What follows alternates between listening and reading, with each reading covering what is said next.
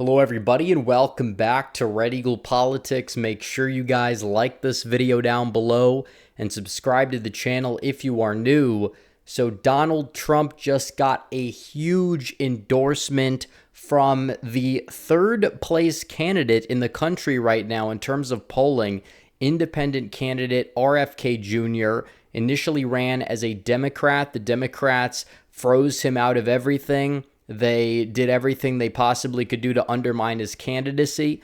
Then he decided to run as an independent, and they still, because he was taking votes at the time away from Joe Biden, they were pressuring him to, not be able to meet these ballot requirements that they had set up, and they were kicking him off the ballot, or at least attempting to kick him off the ballot.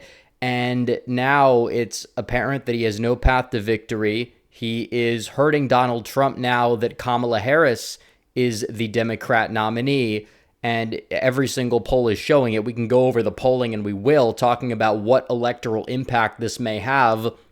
And he's withdrawing from the ballot in all the states that are even remotely competitive. He suspended his campaign, endorsed Donald Trump at a speech earlier today, and then went to Donald Trump's rally in Arizona that had 20,000 people. Trump had more people in that arena that Kamala Harris, kind of halfway filled up, and thought it was a major flex. But Donald Trump, this epic picture, meeting with RFK Jr., this is a game changer because now all of the hype about the DNC, the convention, it's already out the window, which again, it was underwhelming. Harris's speech, underwhelming. We don't have to get into it. If you saw the stream last night, we touched base on it, but still not a game changer, not something that's really going to sway undecided voters. This may sway some voters. To what extent, we can discuss it because, it's not like that RFK Jr. was going to get that 4-5% he was polling at the end of the day, but still, he does have a decent amount of supporters in these swing states, and it's a razor-thin election no matter what. So the fact that he's dropping out, endorsing Trump, because a lot of his supporters that he had, that he's lost because, Biden left the race, they were soft support because, they were Democrats, they didn't like Biden, but they could never vote for Trump. Maybe they're on board with Harris. It's kind of why the polls have narrowed a little bit, but all the supporters that he has now, in terms of these third parties, those are voters that would go to Donald Trump, and now they will, in many key places, likely go to Donald Trump. And RFK Jr. has had his grievances with Trump about, Trump not fully draining the swamp, and that kind of messaging just leaving the whole, I guess you would say, Trump rhetoric, back in 2016. That was a major theme. It kind of went away a little bit. Obviously, there were a lot of roadblocks. The swamp, the second Trump got in there, was out for Donald Trump. Now, in terms of some of these issues that they have common ground in terms of investigating these vaccinations and the impact on children, in terms of the food issue, because, and I've talked about this before, you have all of these oils, these seed oils, and all these, foods. Most people are eating processed food. You can't really get away from it. Microplastics are in everybody's body. At this point, people consume like a credit card worth of microplastics every single year. On top of that, testosterone levels are plummeting across the West, compared to where they were decades and decades ago. Health is a major issue. We're not healthy. The obesity epidemic is out of control. And Trump never touched base on this, but now he has basically said that he wants RFK to help with this issue in the administration, which is huge, and it only emboldens my support for Trump.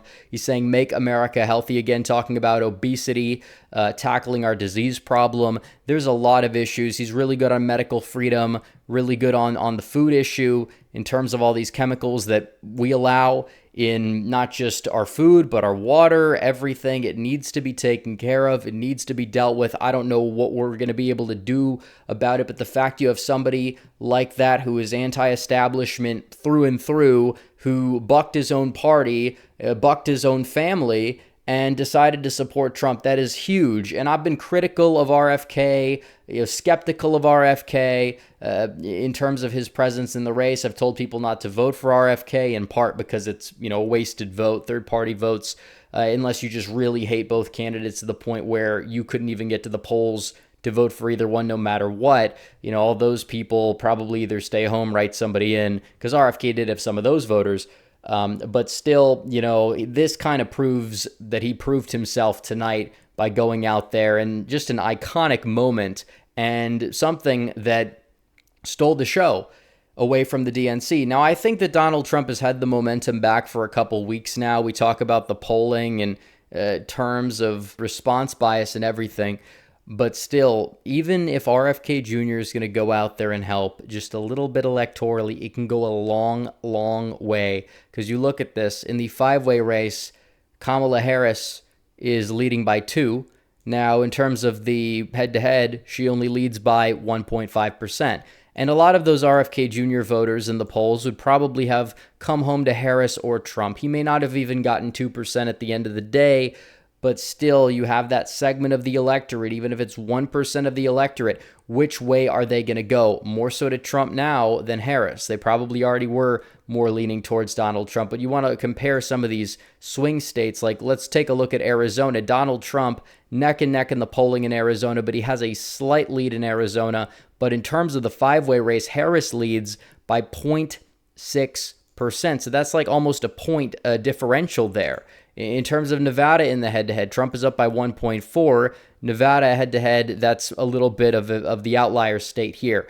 But in terms of Wisconsin, Harris leads by 1.5 in the five-way. Here, Harris leads by 1 in the five-way.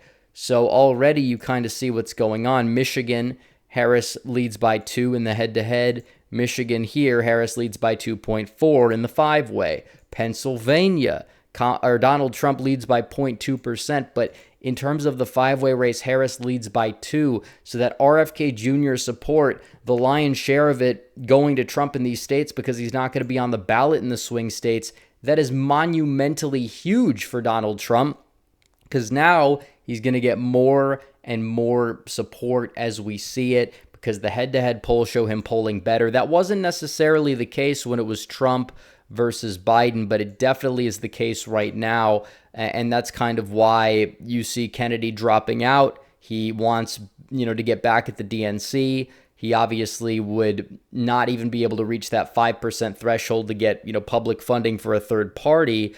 So he's just joining forces in hopes of getting some sort of position, which I believe Trump will give him some sort of position in the administration, which would be beneficial for the country in terms of the issues that they have common ground on. And in terms of him having a job, it would be absolutely huge for him.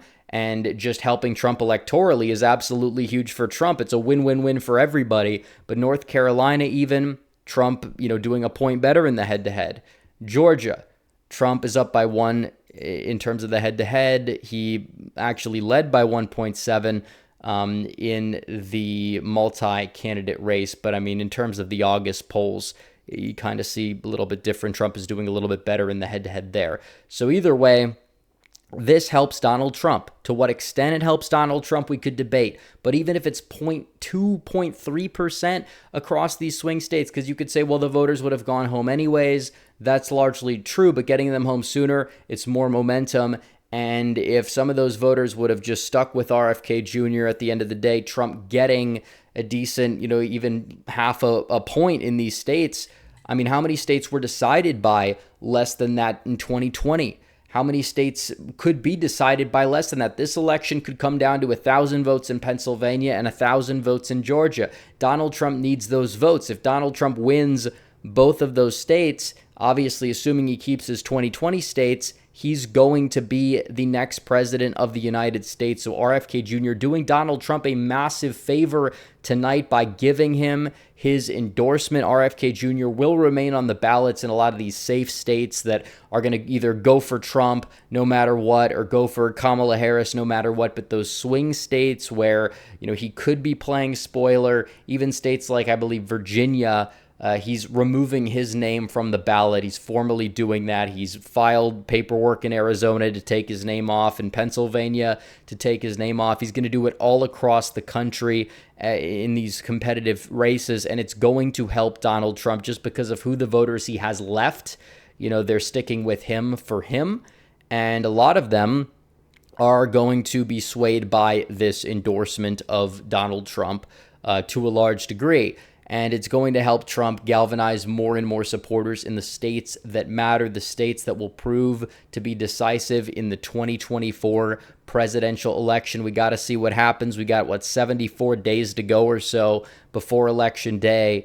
But you had the DNC, Harris during the DNC going down in the betting odds, Donald Trump going up. Donald Trump is definitely going to close in the polling in the multi-candidate averages as well, as you see what's going on here leading up to Election Day in November, the most crucial election in the history of our country. So anyways, guys, thanks for watching this video. Like this video down below, comment down below, subscribe to the channel, hit the bell for notifications so you never miss another video. Follow me on social media. The links are all in the description down below, and I will see you guys in the next one. Red Eagle, out.